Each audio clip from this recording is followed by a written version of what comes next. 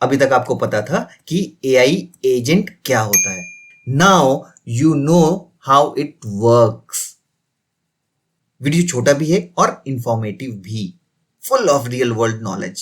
Alright, let's start it. So, the company is working on AI and LLM like OpenAI and Google.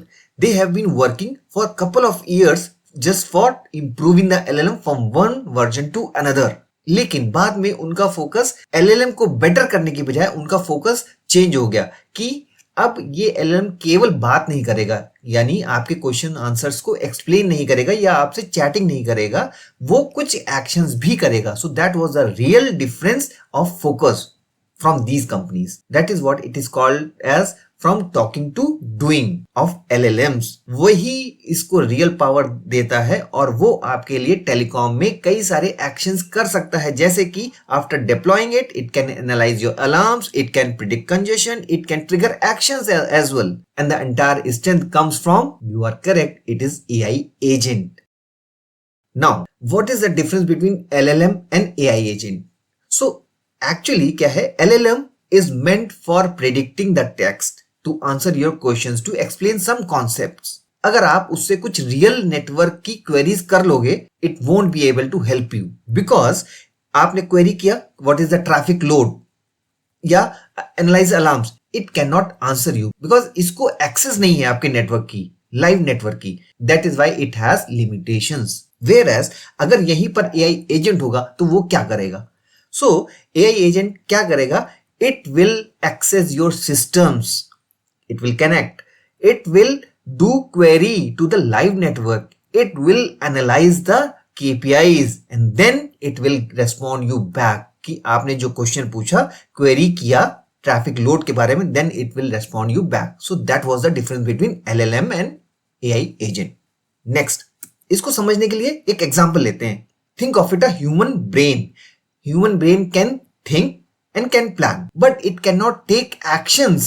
Because अगर दिमाग को LLM समझो आप, तो वो दिमाग अकेले कुछ नहीं कर सकता until unless उसके पास connections नहीं होंगे to the external world.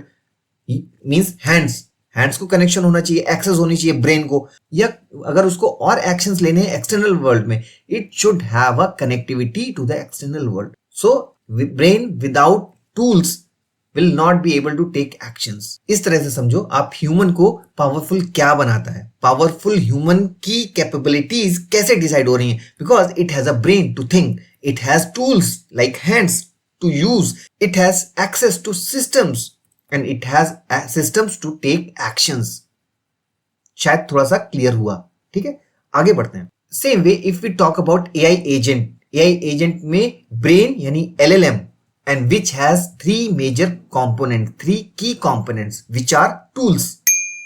It can be information related tools, it can be tools to take actions, it has memory to use for context, short and long, we'll discuss about it, and reasoning loops. This is the thing which makes it different. Let's see one by one. Tools. So what exactly tools means? Tools can be categorized in two types, informative and action based. Means अगर आपका AI agent जो आपने network में deploy किया है वो किसी OSS BSS system को पुल कर रहा है, एक्सेस कर रहा है कुछ रिपोर्ट्स निकालने के लिए, this can be one of the tools which are helping to gain the access. ठीक है. Next, network performance dashboards. If your AI agent has access to such dashboards, तो वहां से वो एनालिसिस कर सकता है कि कैसा मूवमेंट है KPI में, किसी भी स्पेसिफिक KPI में. Next, another example of informative tool या एक्शन टूल जहां पर नॉक, अलार्म्स या कॉन्फ़िगरेशन मैनेजमेंट होता है. अनदर एक्शन बेस्ड टूल, अगर कोई प्रॉब्लम आई और उसको एक टिकट ओपन करना है आपके AI एजेंट को, this can be one of the tool, Jira ticket open करने के लिए. ठीक है. If it is using APIs to access the system, then it can be another kind of tool, action based और information. अब LLM इन tools को कैसे एक्सेस करता है? जो LLM है उसको पता है कि किसी भी स्पेसिफिक टूल को मुझे एक्सेस करने के लिए एक स्पेसिफिक स्पेशल या एक स्पेशल प्री डिफाइंड टेम्पलेट में मुझे डेटा भेजना है उस टूल के पास, सो दैट वो टूल उसको रिकॉग्नाइज कर पाए और एक्चुअल में हैंडशेक करके वो एक्शन ले पाए, या जो भी कम्युनिकेशन एलएलएम के और इसके बीच, टूल के बीच हो रही है, वो हो सके. So that is the schema only, जो स्पेशल फॉर्मेट में डेटा एक्सचेंज होता है इन दोनों के बीच में. Next, this is the schema only which takes actions and it is called as orchestrator. means वो एक नोड, वो एक पॉइंट जहां से ये एक्शंस लिए जाते हैं, that is called as orchestrator.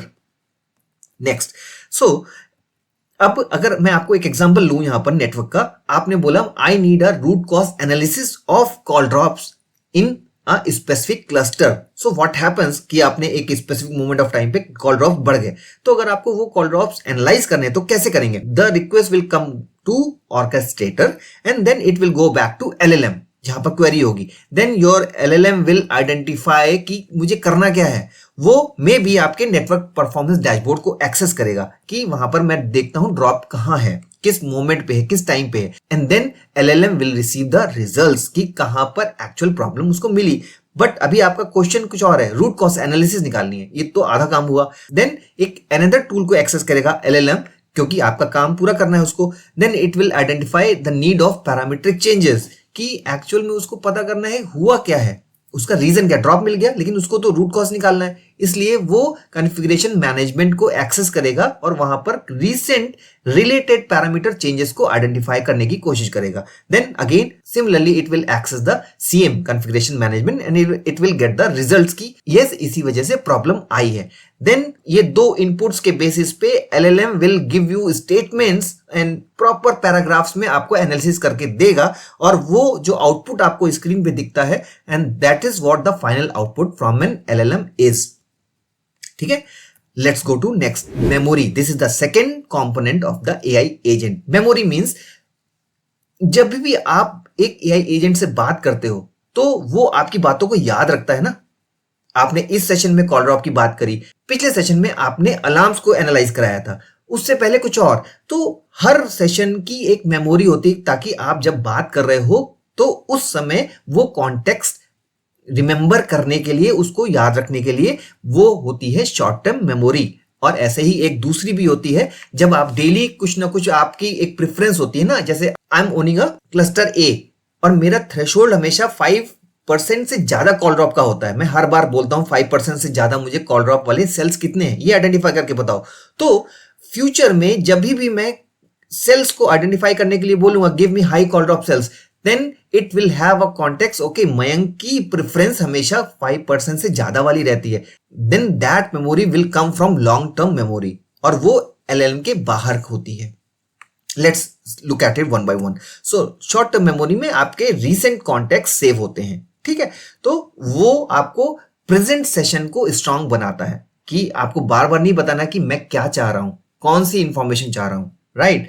Then same way long term memory में आपके थोड़ा ओल्ड डेटा भी सेव रहता है, which is not within the LLM. It has a external memory storage जहां पर वो मेमोरी आपकी सेव होती है. And for your telecom purpose it can be anything. Network issues जो आपने पास्ट में एनालाइज किए हैं, it can be such network issues, it can be RCA patterns, it can be congestion trends, it can be engineer preferences. Means every time what I am searching, what I am doing the query, तो वो preferences भी save हो जाएंगी. right, let's go to next. right, let's see कि अब मैंने 1st of Jan को कुछ query की थी, 1st of Feb को, 1st of March को. same way जो ये मैंने चीजें रिसर्च करी थी या क्वेरी की थी, वो मे बी क्लस्टर ए मेरा cluster call drop RCA sites, मेरा क्राइटेरिया न्यूली साइट्स होनी चाहिए, मेरा क्राइटेरिया ग्रेटर देन 5% होना चाहिए. तो ये सारी चीजें सेव हो जाती हैं ताकि फ्यूचर में मैं कुछ बात करूंगा तो यहां से वो लॉन्ग टर्म मेमोरी से कॉन्टेक्स्ट निकाल सकता है कि मेरी प्रेफरेंस क्या है एक्चुअली. राइट. सो अगर मैं उसी एलएलएम की क्वेरी की बात करूं, इस बार मैंने अगर कॉल ड्रॉप क्लस्टर बी में पता करने की कोशिश करी है, तो ये क्या करेगा, ये लॉन्ग टर्म मेमोरी को एक्सेस करेगा. और मैं अगर इस बार 5% नहीं भी बोलूंगा, then it will have a memory from long term memory की 5% से ज्यादा वाले सेल्स को फिल्टर आउट करना है, and then it will give me the final output. Third, this is the most critical component of the AI agent, which is reasoning loop. Reasoning loop का मतलब ये है कि जैसे हम लोग चैटबॉट में हमने कुछ क्वेश्चन बोला तो वो सीधा हमें आंसर देता है. That is one shot chatbot. ठीक है, इनपुट क्वेरी हुई और आउटपुट आ गया। So that is one shot chatbot. Same way अगर हमारा यही टूल्स और मेमोरी की मदद से अगर हमारा रीजनिंग लूप आ जाए कि एक बार आंसर खोजे, दूसरी बार आंसर खोजे और वो इंटरनली एनालाइज करे before giving us result, output, final output, then that is known as reasoning loop and that makes the LLM a agent. Let's see further how this loop works. So each time first step goes to process problem stage, जहां पर हमारी जो हमने query किया है उसको वो analyse करता है। Then it what it does कि एक्शन को डिसाइड करता है कि जो मैंने प्रॉब्लम बोली है उसके बेसिस पे एक्शन क्या लेना है उसको। Then it calls the system tools, मैंने बोला था ना, तो वो टूल्स को कॉल करेगा। वो एपीआई भी हो सकता है, वो डैशबोर्ड भी हो सकता है, वो स्टोरेज भी हो सकती है, कुछ भी सिस्टम को कॉल करेगा, मतलब कनेक्ट करेगा। Then it will do the analysis and it will give the results. उसके बाद वो रिजल्ट फाइनली हमारे तक आने से पहले वो रीजनिंग लूप यानी थिंक अगेन वाली स्टेज में जाएगा। If it is okay then it will come to us means user, otherwise this loop will go on, this loop will continue. Second stage, third stage और final जब वो AI agent को query के हिसाब से, input query के हिसाब से फाइनल रिजल्ट लगेगा कि हमें देना चाहिए, then that result will come out as a output. This is the reasoning loop only that makes the agent a AI agent. In simple terms, an AI agent is a looping system built around a LLM with access to telecom systems, tools and memory. If you will deploy the AI agents in telecom, this will be a real shift. जहां पर केवल AI explain नहीं कर रहा है, वो actions भी ले रहा है and it is operating for you. अभी तक आपको पता था कि AI एजेंट क्या होता है। Now you know how it works. Video छोटा भी है और इंफॉर्मेटिव भी, full of real world knowledge. Great job कि आपने ये वीडियो अपनी लर्निंग के लिए सेलेक्ट किया। Comment me AI agent if you have liked the simple language explanation of AI agent. Take care till we meet in the next video.